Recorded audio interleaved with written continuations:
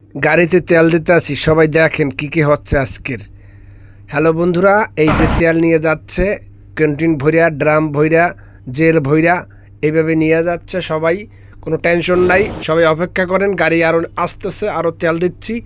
এবং এই যে দেখছেন ড্রামে কিভাবে তেল ভরা, প্রত্যেকটা ড্রাম এভাবে ভরে দেওয়া হচ্ছে। কোনো টেনশন নাই, তেলের দাম বাড়ছে তাতে কী হয়েছে, সবাই জায়গায় পৌঁছেই যাবে তেল। এখানে লেখা আছে খালি বোতলে খাতে খালি ড্রামে তেল দেওয়া যাবে না, অথচ কিন্তু তেল যাচ্ছে কিন্তু এই ঠিকই। তো এই তেল কই যায়, এটা একটা প্রশ্ন থাকতে পারে না? হ্যাঁ, এই তেল যায় বিভিন্ন ক্ষমতাশীল ব্যক্তিদের পকেটে, যেখান থেকে কাগজ পাঠাই দেওয়া হয়। এইভাবে ড্রাম ভইরা তেল তাদের বাড়িতে পৌঁছেই দেওয়া হয় এবং আইসা নেতারা নিয়ে যায় একটা কাগজ ধরায়, ওই যে পিছনে পকেটে কাগজ দেখছেন। তেলের দাম 20 টাকা বাড়াইছে, তাতে কী হয়েছে?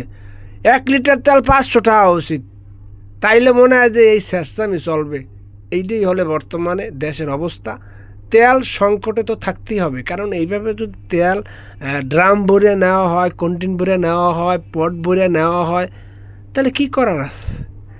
গাড়ি নিতে নিলে তো এত লাগতো না, লাগতো?